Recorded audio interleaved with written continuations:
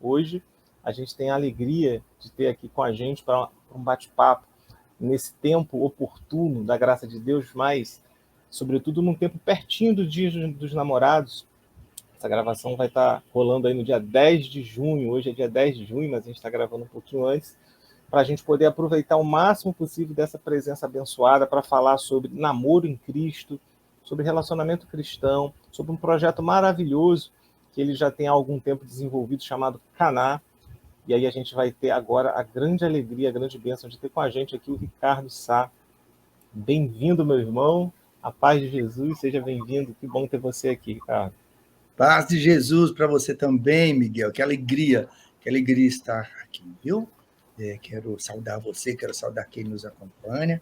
Não é? De fato, nós cremos que nosso Senhor tudo conduz e nos dá hoje a alegria da gente se encontrar, não é? Foi tudo tão planejado, tudo tão organizado, você com tanta dedicação e eu também, muito feliz Verdade. com você.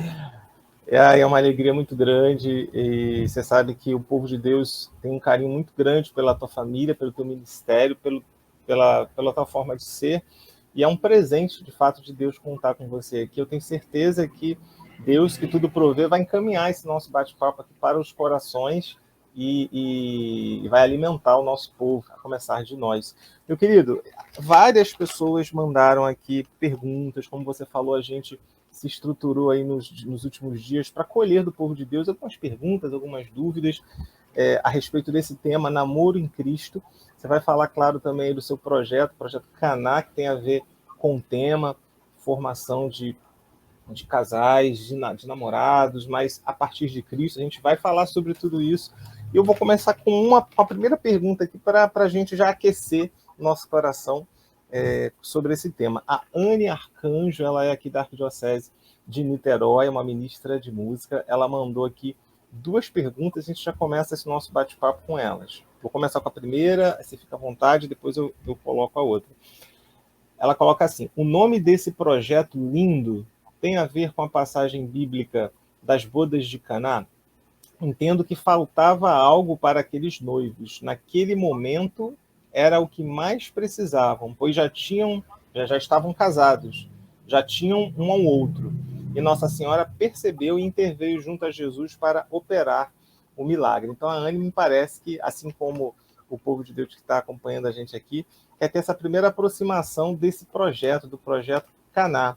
E ela associou, acho que sabiamente, com a passagem bíblica de Caná da Galiléia. Fala um pouquinho para a gente, então, Ricardo, sobre isso que a Anne comentou, se faz sentido na experiência sua e da Eliana, na gestação desse projeto, que é o projeto Caná.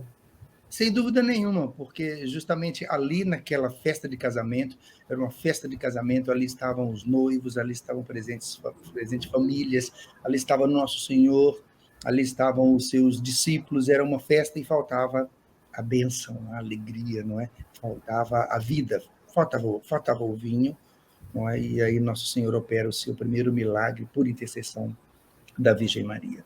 A gente não chega no nome de um projeto assim de qualquer forma, porque não se trata da gente ter uma ideia, né? Se trata de a gente perscrutar o coração de Deus para a gente compreender, não é, como é que é o nome de um tal projeto. Não é que seja uma coisa complicada de fazer, mas é uma coisa que leva tempo, porque é preciso diálogo, é preciso amadurecer uma inspiração, compreender melhor, porque a gente batizar algo que a gente compreende que é uma ideia que veio do coração de Nosso Senhor, é uma coisa assim, muito, muito exigente, não é? Quem somos nós para dar um nome? Mas é preciso dar nomes, não é? E a gente refletindo bastante sobre justamente esta experiência do solteiro cristão.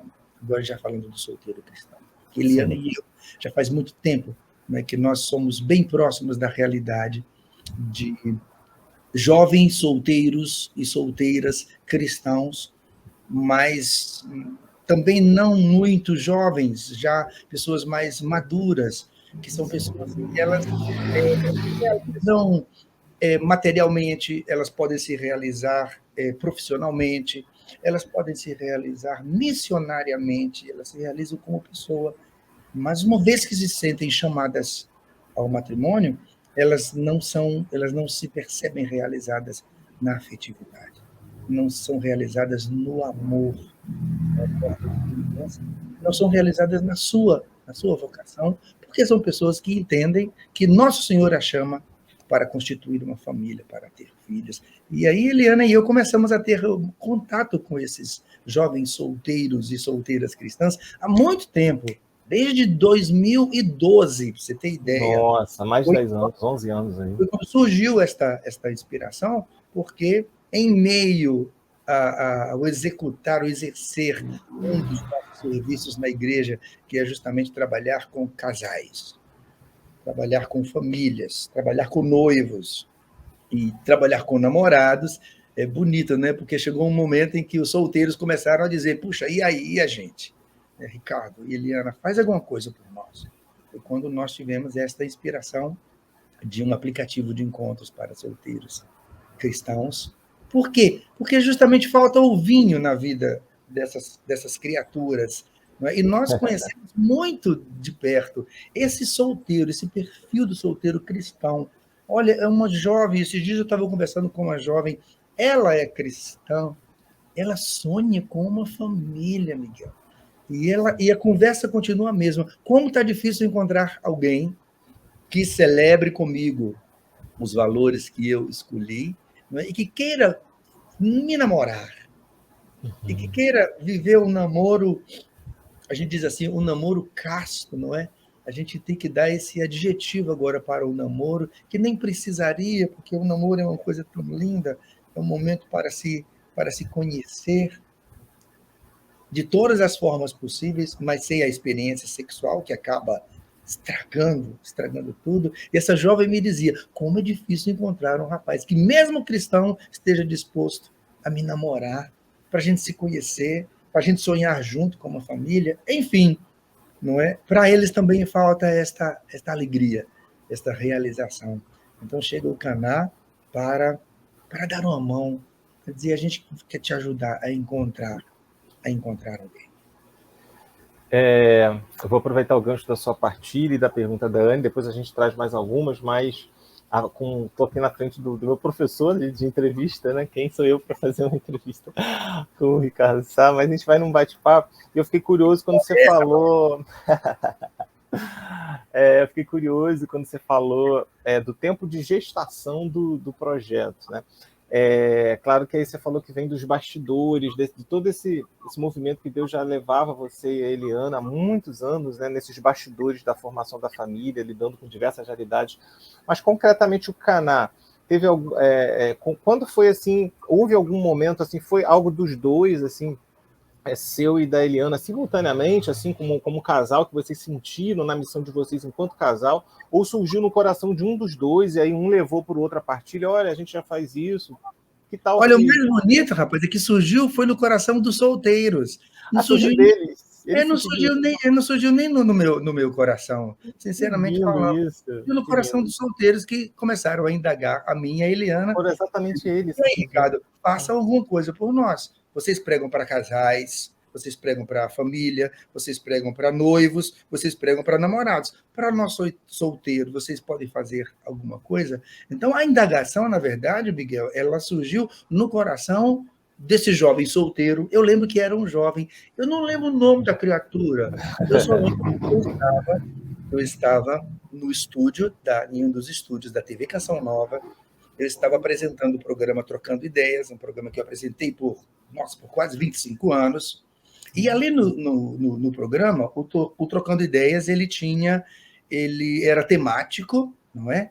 Ele funcionava com temas abertos, e de vez em quando, por a gente receber um número expressivo de perguntas que iam no mesmo tema, começaram a aparecer os programas por temas. Daí foi que começaram os programas temáticos com o nome Namoro Cristão, que depois amadureceu um pouquinho para Namoro em Cristo, justamente por compreender que o nome Namoro Cristão, a gente começou a perceber que era um nome que ele era um pouco fechado nele mesmo, no sentido assim, que é um namoro cristão e ponto final. O que faz com que o namoro cristão exista? não é? E é difícil responder essa pergunta. Falar de um namoro em Cristo é mais adequado, porque se trata de uma construção contínua. Assim como hoje eu sou casado em Cristo, o meu casamento é um casamento em Cristo. Então, e o meu casamento com a Eliana, embora nós sejamos casados há 31 anos, nós estamos em contínua construção, não é? Esses dias eu estava conversando com a Eliana sobre justamente quem é ela hoje. E a Eliana não é a menina com quem eu me apaixonei quando ela tinha 18 anos.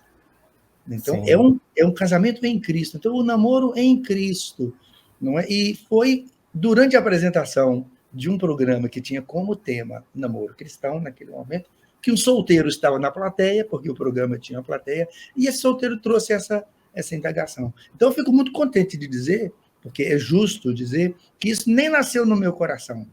Isso nasceu no coração de um jovem cristão solteiro que disse assim: eu também quero uma família, eu também quero construir uma família, mas olha, Ricardo, Bonito demais. Tá difícil Quero um encontrar. pedaço desse bolo. É, Eu quero também. Quero... Olha, essa é uma dor muito grande, viu, Miguel? Eu imagino que você com certeza. Solteiros e solteiras que vivem essa dor. É gente engajada em igreja, é gente séria, é gente que deseja pautar a vida em santidade, porque entende que Nosso Senhor nos convida para a santidade. É gente que descobriu, assim como você e eu, com certeza, que desde São João Paulo II, não é? Quando ele ensinou para toda a igreja esse chamado universal à santidade. Então, são jovens que desejam esta santidade e que querem se casar, querem ter filhos, querem constituir uma família. É uma coisa muito sublime, Miguel, mas, ao mesmo tempo, é um desafio gigantesco e uma dor, não é? Porque viver num mundo árido, não é? Dessa espécie de busca, não é? Dessa espécie de relacionamento, porque justamente os apelos não é para viver um relacionamento de qualquer forma e de modo especial por conta da proposta de uma experiência sexual do jeito que cada um quer, é de fato um desafio imenso para esses jovens, não é? E aqui está o Caná para oferecer uma oportunidade, né? Quem dera, né? Quem dera nós possamos oferecer para a igreja famílias. E aqui eu já estou dizendo uma coisa muito importante, viu, Miguel? Desculpa se eu já pisei no acelerador. Nada. Não, vamos que vamos. Aqui a gente já está falando de uma coisa muito linda. Porque Pode falar, o projeto ele começou no coração de um solteiro que dizia para mim e para a Eliana: eu quero namorar santamente, porque eu quero constituir uma família. Aí está a sacada. Não é? Porque fundamentalmente, não é? O Caná existe para que os solteiros namorem, porque tem que namorar. É um dos conselhos, inclusive, que eu dou para solteiros quando me procuram, porque eles e elas, de forma especial, continuam escolhendo demais. Tem a experiência do namoro. Entretanto, nós, como gente de igreja, como gente de Deus, a gente tem muito claro que o nosso goal, a nossa meta, ela é altíssima. A nossa meta é oferecer para este mundo famílias cristãs. Começa num namoro em Cristo, né? Para depois experimentar o casamento em Cristo. Isso, como diz o nosso querido professor Felipe Aquino, um casamento feliz é um namoro que deu certo. É verdade. Agora, Ricardo, você comentou algo que ficou aqui na minha cabeça, aqui martelando, né? E que, infelizmente, é uma realidade, né? É uma realidade porque as pessoas que chegaram até vocês, elas não partilharam apenas das dificuldades de viver isso no mundo, vamos dizer assim, né? Que tem toda uma lógica, muitas vezes, que vai contra a Cristo mesmo, explicitamente, implicitamente, de todas as formas. Como a gente está falando aí, por exemplo, da forma de viver a sexualidade, na forma de pensar o que é família, filhos. Então, você tem várias lógicas aí no mundo que são contrárias à proposta de Nosso Senhor Jesus Cristo. Mas quando a gente fala de pessoas que testemunham isso dentro da igreja, né, das igrejas, né, porque isso acontece não só na igreja católica, mas nas igrejas evangélicas também. Eu tenho amigos e amigas que falam um pouquinho dessas dores também, de dificuldade de encontrar alguém para formar uma família, até mesmo assim dentro das igrejas, né? Como é que você observa isso, né? Como alguém que vive a graça do sacramento, que crê, que faz o seu processo de santificação aí com a construção da sua família, da sua vida. Por que você acha que essas experiências elas acontecem e infelizmente muito, né? As pessoas, talvez ao invés de encontrar muitas vezes dentro da igreja, elas têm essa dificuldade também, não só fora, mas dentro da igreja, de encontrar pessoas que tenham essa sintonia. Você falou dessa pessoa que falou aí, que dor, porque mesmo cristãos não conseguem, você não consegue encontrar um cristão que pense em formar uma família, em respeitar, em pensar na castidade. Como é que você vê isso? Alguém que tem esse ministério há tanto tempo de família, de formar família, de conversar com jovens, de lidar com esses temas. Como é que você enxerga isso? Qual é a sua visão sobre isso? Olha, eu sou do tempo, não é? Eu comecei a ver, vou falar assim, dos nossos jovens cristãos. Eu nasci numa experiência comunitária, com a comunidade Shalom, Sim. depois da experiência comunitária na comunidade Canção Nova, por 35 anos. E, basicamente, eu sempre fui um jovem do grupo de jovens, inicialmente. Né? Olha, eu estou falando de 1977. Eita, beleza. Primeiro grupo de jovens, depois o grupo de oração, porque veio a experiência com o batismo no Espírito Santo. E eu me lembro, eu não consigo precisar bem o ano, mas eu me lembro perfeitamente quando eu comecei a escutar, comecei a perceber que os nossos jovens dos nossos grupos de oração estavam começando a se relacionar sexualmente. Eu lembro disso. Eu lembro perfeitamente quando eu não sabia se eu estava entendendo direito, mas Nossa. eu percebia que os jovens estavam não só vivendo dificuldade, porque dificuldade a gente sempre viveu, mas que os jovens estavam começando a ceder, né? Ceder à experiência sexual fora do casamento, né? Que a gente não vai entrar nisso agora, quer dizer, não vai entrar no quão inadequado isso é para a constituição de um relacionamento, Sim. na experiência de um casal cristão que se prepara para receber o sacramento do matrimônio. Mas a sua pergunta ela é dificílima. Né? A sua pergunta é qual é a minha visão sobre isso? Quer dizer, o que estava acontecendo?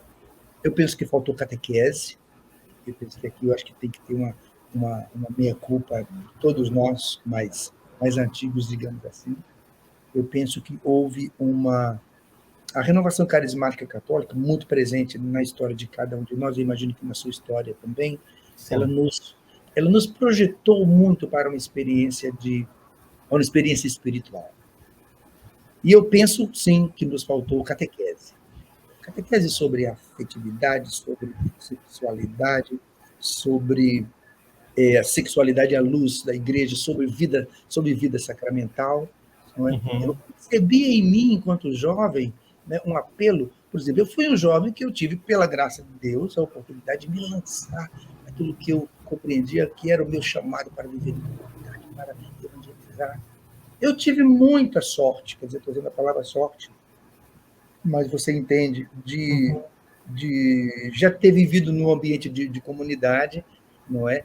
E ter sido ladeado como um formador, como o Monsenhor Jonas Abib, que sempre também contou comigo na Canção Nova, numa posição de formador, que me fez estudar sobre todas essas coisas, que me fez falar de todas essas coisas. Mas nós não tivemos catequese.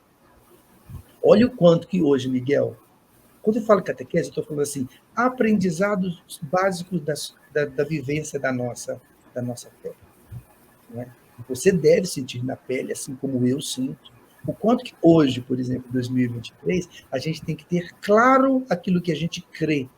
Exato. Como, mais do que nunca, a gente tem que trabalhar, de um lado, a Bíblia, do outro lado, a gente tem que estar aqui com o catecismo da Igreja Católica. Mas quando foi que esse catecismo chegou nas nossas mãos? Quando Não. foi que esse catecismo, por exemplo, chegou no nosso coração? Então, faltou base. Faltou base porque justamente era a base que os nossos jovens precisavam para, naquele momento em que surgia a possibilidade de ver-se invadido por todos esses apelos do mundo, ter a base para dizer, não, a gente crê de forma diferente. E porque a gente crê de forma diferente, a gente age de forma diferente. Nos faltou esta formação, esta catequese, que alimentasse o nosso pensar. Notícia de engajamento na igreja, de modo muito afetuoso, afetivo, e a gente não fez, nós não fizemos, e estamos correndo atrás agora, essa passagem tão importante, que é trazer da experiência do coração, deixar que ele ilumine e a gente iluminar a nossa mente, o nosso pensar, né, para a conversão da nossa mentalidade através da instrução sobre aquilo que a gente crê. Eu Dar as começaria. razões da fé. É um bom, excelente começo, né? Como você falou, realmente são sintomas e o caminho está aí apresentado. Acredito que desde então até agora muita coisa foi feita, mas há muito ainda por fazer, né? Porque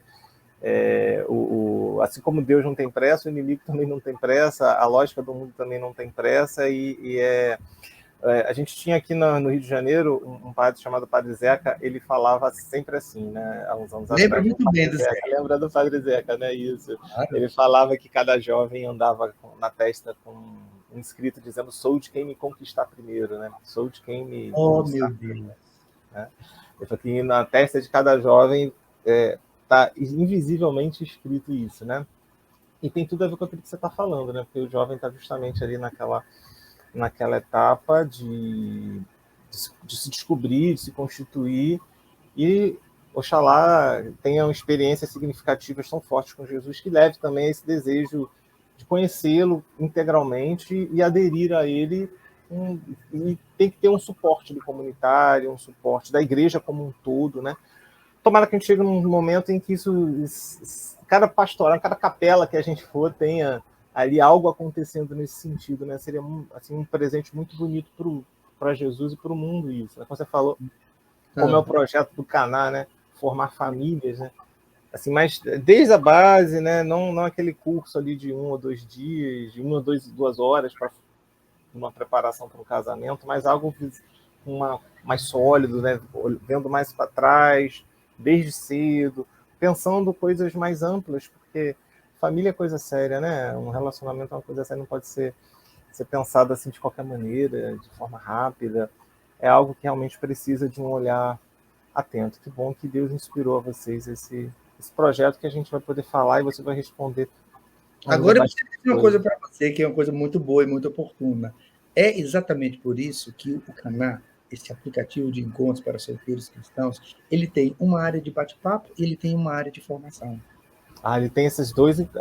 Isso já foi desde o início, Foi essa. desde o início um aplicativo de encontros para solteiros cristãos com uma área de formação. E por que essa área de formação? Por conta disso tudo que a gente está conversando agora.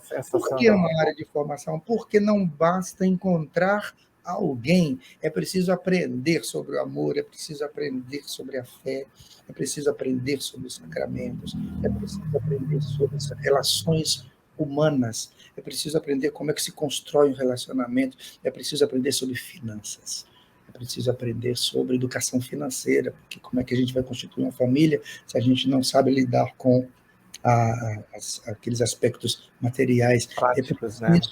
É preciso aprender sobre o diálogo, é preciso, porque o amor ele é um aprendizado, não é? Helena e eu, nós nos damos muito bem, nós somos um casal que a gente chama atenção do quanto que a gente se dá bem.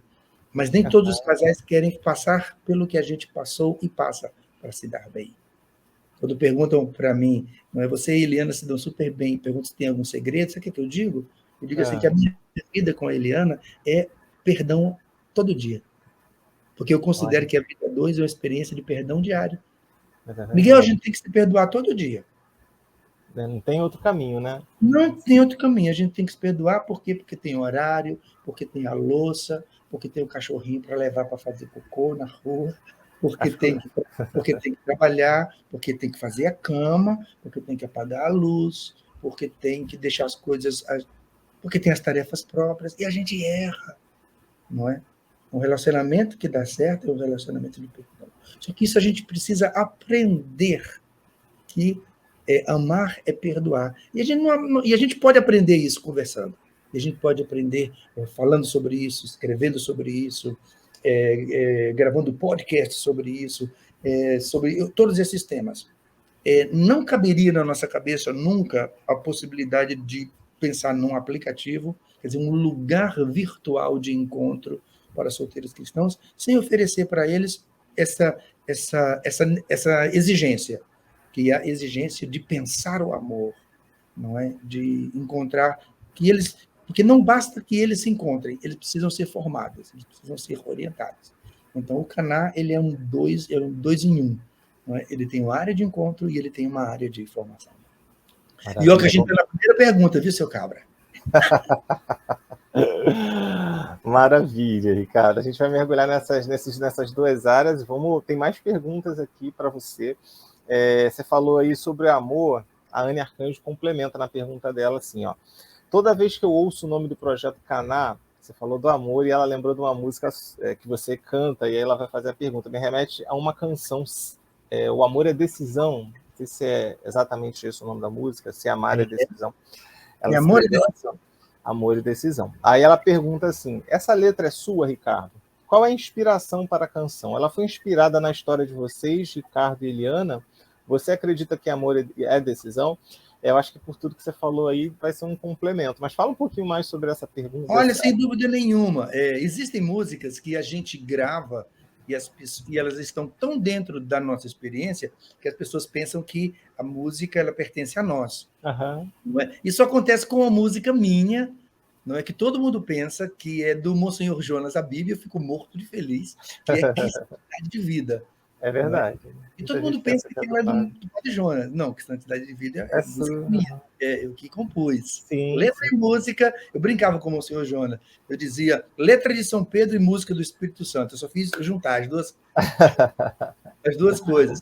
A música Amor é Decisão acontece a mesma coisa, não é minha. Ela é do nosso querido Peter de Laura. Ah, do Peter, olha só. É do Peter. Quando eu estava me preparando para eu estava fazendo seleção musical do CD Amor é Decisão, que eu não sei se você conhece, mas é uma das coisas mais lindas que eu realizei no meu ministério. Belíssimo. Não é? Eu escuto de vez em quando, eu ponho o CD assim, viajando, escuto de ponta a ponta, tem a participação da Ana Lúcia, tem a participação da Adriana Arides, é uma coisa... Não lembro se tem algum outro projeto parecido, né? Com esse. Não conheço. Eu não conheço. Mas, enfim, quando eu escutei Se Amor é Decisão, eu decidi te amar. Mas o Peter cantando aquilo lá, o Peter cantou o que estava presente no meu coração há tanto tempo, não é? Que Eliana e eu pregamos há tanto tempo. Se encaixou assim como uma luva naquela experiência, não só a experiência que a gente vivia, mas a experiência que a gente sempre procurou trazer para os casais, que é justamente o fato de que Deus nos elegeu, Deus nos amou. O nosso amor é um amor de eleição. E é preciso explicar para as pessoas que o amor entre um homem e uma mulher é a expressão desse amor de eleição. Deus elegeu o seu povo. Deus escolheu o seu povo. E não era o melhor povo do mundo. Deus elegeu o seu povo e diz, tu és o meu povo.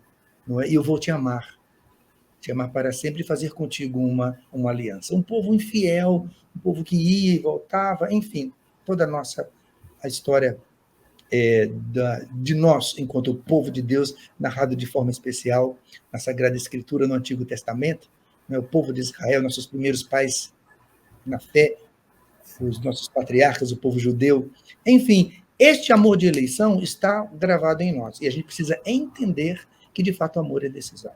Porque o que acontece é que todos nós fomos envolvidos por uma noção muito, muito romantizada do que é amor.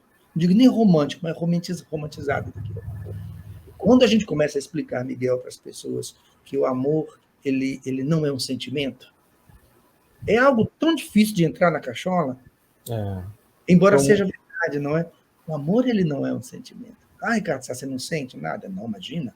Passa pelo sentimento. não é só, né? Mas tem E outros não pode elementos. ser Não só. pode ser só. Nenhum relacionamento se sustenta num sentimento. Ele pode ser, vamos dizer, ele pode ser envolvido no sentimento. E é bom que ele seja, mas o amor cresce na opção que eu faço pelo outro, na escolha que eu faço pelo outro. Quando eu digo ao outro, olha, mesmo você tendo me ferido, eu te escolho. Não é? Mesmo eu tendo, agora estou vontade de esganar você, mas eu te amo. E que amor Beleza. é esse? É um amor de opção, é um amor de decisão, é um amor de escolha. A gente escolhe o outro todo dia. Um amor de amizade, quando você é amigo para valer, é também um amor de decisão, porque amigos se contrariam, não é? Amigos dizem a verdade, amigos se ferem, entende? Então essa música, ela tem tudo a ver com tudo que a gente fala quando a gente vai falar para as famílias, para os casais, para Ela é muito para a vida de forte. todo geral, é porque esse nosso amor, não é, tão o humano, não é, ele traz esta característica do amor divino, não é, que é esse amor que não se cansa. Agora, por que não se cansa? Não se cansa porque põe a cabeça no lugar e diz, não, é você que eu escolhi. Essa questão do coração e da razão, né? De estar os dois ali, a fé informando a razão ali também vendo as coisas de maneira muito clara para que as coisas não descambem, né? Vamos dizer assim, porque é tudo hoje que várias lógicas se opõem, né? A gente vê várias lógicas, como você está falando aí, de aproveitar o momento, né? E que problema que tem de você seguir de determinada forma? Se eu estou feliz, né? Por que eu não posso fazer? Se eu estou feliz, né?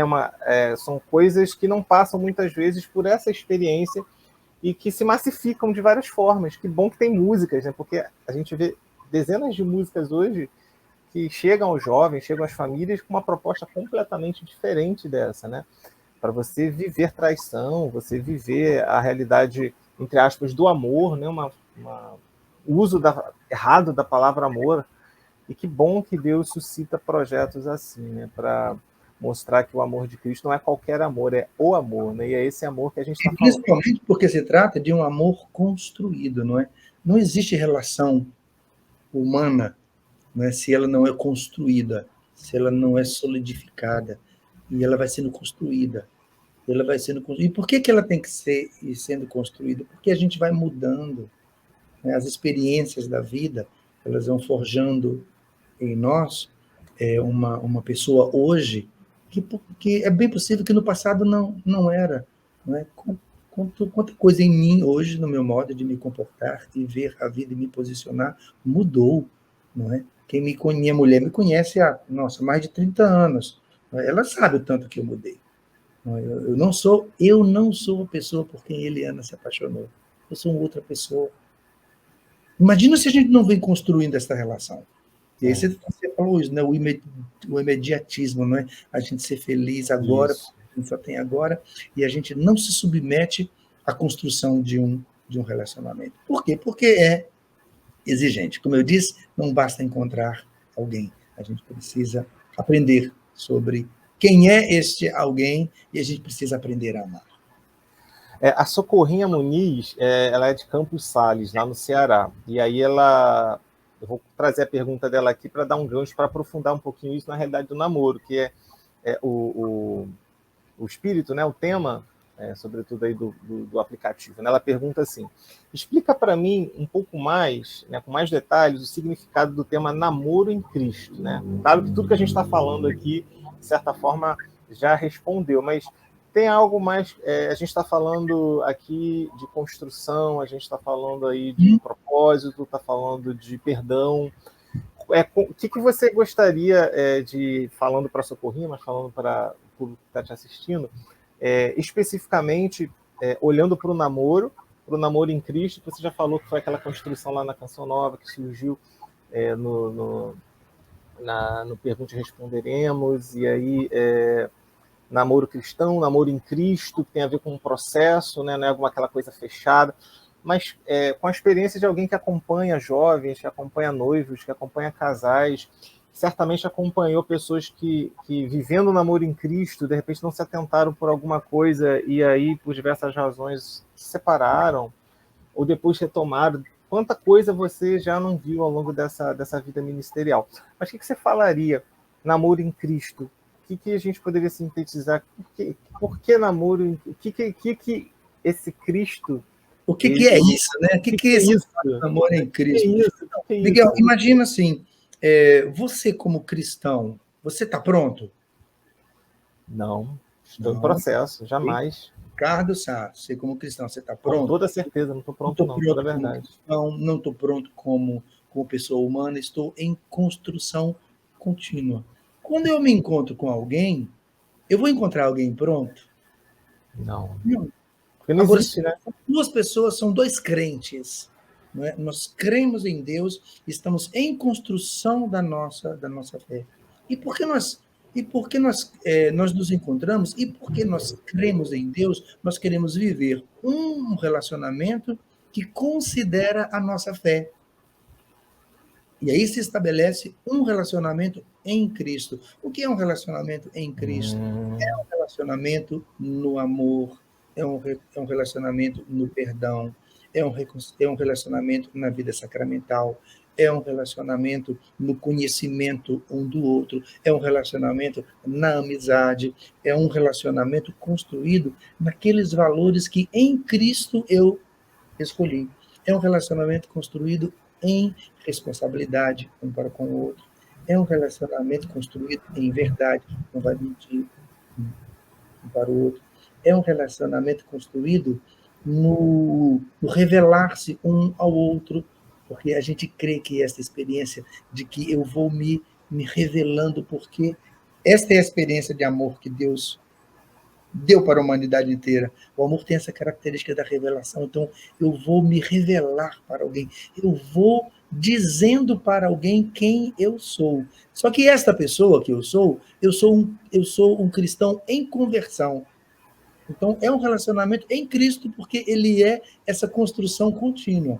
O namoro em Cristo, ele bem construído, ele pode se transformar no noivado em Cristo, não é? E no casamento em Cristo, que continua sendo uma construção.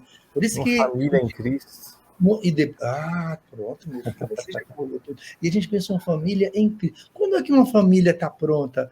Ela não está pronta. Agora, por ela ser uma família cristã, quer dizer, tem pai e tem mãe cristã, tem marido e tem mulher cristão. Esses cristãos estão em crescimento contínuo. Não é? A gente tem a ideia, quando a gente encontra, por exemplo, eu sempre tive a graça de conviver com homens e mulheres muito santos. E eu também me enganei. Eu também pensava que eles estavam prontos. Mas foi me aproximando e eu também fui amadurecendo para entender que ninguém está pronto. Nós estamos em construção. Não é? E o que a gente sonha de forma completamente inadequada é encontrar alguém que esteja pronto. Encontrar um relacionamento que a gente diga, pronto, encontrei a pessoa da minha vida. A metade da minha laranja, né? Como se existisse. Encontrou alguém com quem você vai se construir como pessoa num relacionamento. Eu acho que eu respondi, não é? Embora seja um desafio muito, muito grande, não é? Porque vai ter que fazer assim, ó. Vai ter que fazer aquilo que você falou, né? Ter o perdão da paciência do cocô do cachorro, quando os casados, ou do solteiro ter a paciência da abertura, respeitar os limites, aprender o outro. E é uma lógica muito de imediatismo. A família, né? Do outro. Nossa, que chatice que deve ser, não é? Conhecer a família, conhecer os defeitos, as qualidades. Ou não ser aceito, não é? Saber dizer a verdade, o que eu gostei, o que eu não gostei, não é? Saber dizer a verdade, saber me posicionar, aprender a não magoar, não é? Aprender a dizer o que a gente pensa sem magoar, aprender a não diminuir o outro. Cara, que aprendizado louco. Agora, porque eu sou cristão, eu vou viver todas essas coisas por conta dos valores em Cristo que eu trouxe para a minha vida. Só que eu encontrei cultura que também tem esse mesmo sentimento. Então, é uma construção, ó, que a gente vai fazer juntos. Esse é o namoro em Cristo.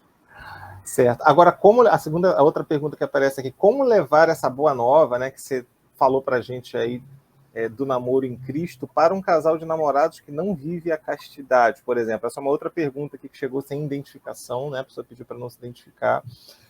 Como levar a boa nova do namoro em Cristo para um casal de namorados que não vive a castidade? Como fazer uma abordagem mais completa, abrangente em situações assim, né? Levar essa riqueza para alguém que, de repente, naquele momento está vivendo outra coisa e ela sente essa necessidade de levar essa riqueza, compartilhar essa beleza que você está falando, ela acredita nisso, ela procura viver isso, mas ela encontra pessoas que não estão vivendo isso, mas ela quer levar. Como é que faz?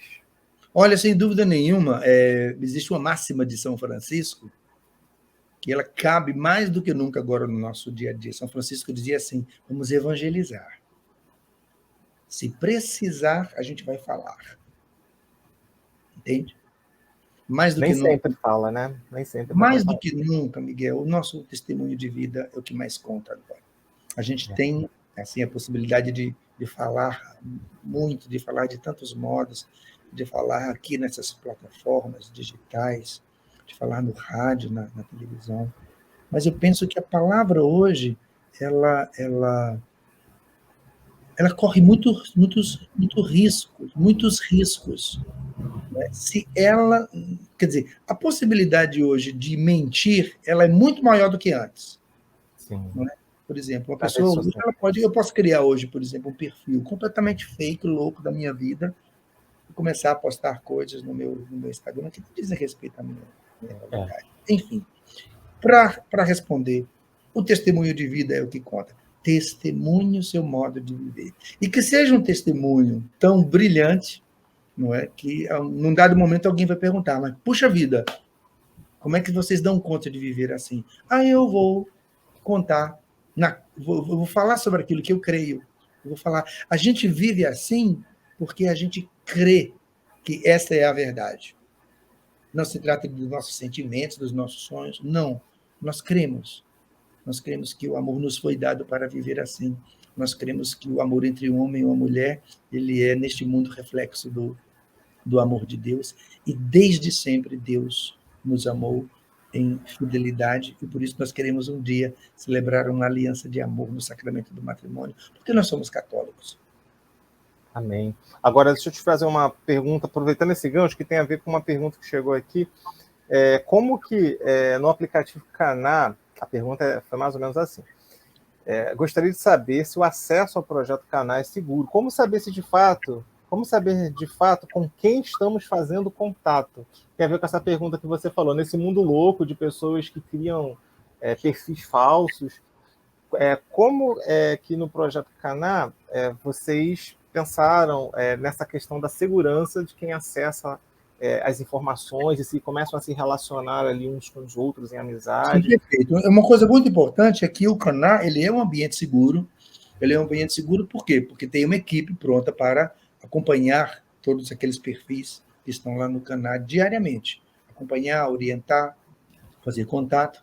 Não é o Caná, ele tem as orientações muito práticas, exatamente ali naquele lugar onde as pessoas não leem, não é? Que tem um termo específico, mas eu esqueci agora, que é onde você clica ali, que fala exatamente da sua política de relacionamento, não é? do modo, aquilo que você concorda quando você está entrando num projeto, num aplicativo, para ser mais objetivo. Então, as pessoas podem ter esta segurança. Agora, deixa eu te contar uma coisa. Conta. Logo quando surgiu a inspiração do Caná, enquanto a gente não conseguia concretizar o aplicativo, ele já está disponível para download nas lojas Google Play e Apple Store. O Caná, ele foi uma página no Facebook. No Face, começou no Face. E uma vez uma pessoa entrou em contato comigo e disse assim, Ricardo, sabe que absurdo? Estão postando coisas maliciosas, pornografia lá no Facebook. O que você vai fazer? Eu expliquei para a pessoa o seguinte. Primeiro disse assim, evangelize. Está aí uma oportunidade para para a evangelizar. Eu fui explicando para a pessoa que os nossos projetos de igreja, a gente não pode pensar que a gente vai criar um projeto e que a gente vai colocar como é que fala? Uma redoma? Uma redoma sobre ele, vai dizer, não, aqui só vai entrar gente santa. Porque, eu vou perguntar para você, Miguel, lá na sua paróquia, quando está, assim, aqueles mais devotos, que aqueles se encontram para a missa, mais vezes, é todo mundo santo? Impossível, jamais, não. Tem uma peste lá também? Mas com certeza, não tem jeito, né? Todo lugar onde tem gente tem isso. Deus me livre de pensar. Começar de cada um de nós, não existe. Assim, vem para cá só quem é santo. Não, aquilo que você falou, né? Em Cristo é um processo, né? Não existe pessoa. Todo mundo em construção. Então, exato, se aparecer alguém, não é, que se atreva a publicar algo inadequado no canal, a gente tem ferramentas para justamente excluir a pessoa imediatamente. Mas nós não partimos da premissa de que a gente diz assim, eu garanto que todo mundo aqui vai ser bom, eu garanto que todo mundo aqui está com boa intenção. Não, porque isso seria ridículo, isso aí é uma utopia, isso não existe, porque onde tem gente, não é? Tem rolo, tem problema. Onde tem gente, tem joio e trigo, né? Dentro de todos nós, né? E a gente tem que deixar o trigo. Olha que coisa linda que você está dizendo. Tem joio e trigo, não é? E por que precisa ser assim? Não é? Por que o reino de Deus se constitui nessa história? Você me faz lembrar a carta de São Paulo aos Romanos, capítulo 5, quando ele fala, não é, dos frutos da carne e do espírito. E onde é que eles estão, esses frutos? Eles estão aqui dentro de mim. Dentro de mim tem trevas e luz. E é assim que o reino de Deus se estabelece. Amém. Durma com barulho desse, não tem jeito. Não tem jeito. Não fomos nós que criamos, né, e pensamos a realidade dessa forma. Deus, na sua infinita sabedoria, dispôs dessa forma, e ele disse, no final de tudo, é que tem a separação do joio e do trigo. Até lá a gente vai semeando. Para que nós, iluminados pela graça de Deus, façamos a nossa escolha. Não exato, exatamente. Muito bem. Deixa eu fazer uma outra pergunta aqui, porque quando o papo é bom, a gente nem sente a hora passar, não tinha dúvida. Eu estou vendo a hora passando, sim. Por isso que eu vou dar um gás aqui, porque eu queria aproveitar as perguntas que trouxeram aqui, num outro ritmo, mas eu acho que agora a gente caminhando para o final, elas vão se encaixando nesse tempo que a gente tem. A Raquel Valentim, aqui do Rio de Janeiro, ela é uma colega minha, uma amiga minha ali da mesma escola, a gente trabalha na mesma escola, e ela colocou essa pergunta: durante quanto tempo deve durar um namoro segundo os princípios? Essa é uma pergunta muito importante, porque justamente depende dos dois, depende do modo como eles vão se relacionando, né, justamente para experimentar aquele sentido, o objetivo próprio de um namoro, que é se conhecer, que é conhecer o outro e dar-se a conhecer. Eu conheço gente que namorou 6 meses, eu conheço gente que namorou 2 anos, eu conheço gente que namorou 7 meses. Mas quanto tempo deve demorar um namoro para se pensar no passo de um noivado, por exemplo? Vai depender do modo como namorado e namorada fazem este caminho de conhecimento. Porque o objetivo é justamente que... Eu vou fazer uma comparação que vai ajudar. Né? Que é do mundo assim dos casados. Entende? Quem se casa? E aí se casou, e a gente sempre diz assim, olha, é preferível que no primeiro ano de casado, né, vocês não pensem em engravidar, não. Aproveite esse tempo agora para que vocês se conheçam mais num outro ambiente, que é o ambiente de marido e mulher, com aquelas experiências próprias de um casamento. E aí o casal começa a viver aquela experiência, e daqui a pouco eles começam a olhar vitrine com roupa de neném. O casal ele vai percebendo que o amor amadureceu ao ponto de que ele já pode gerar uma outra vida.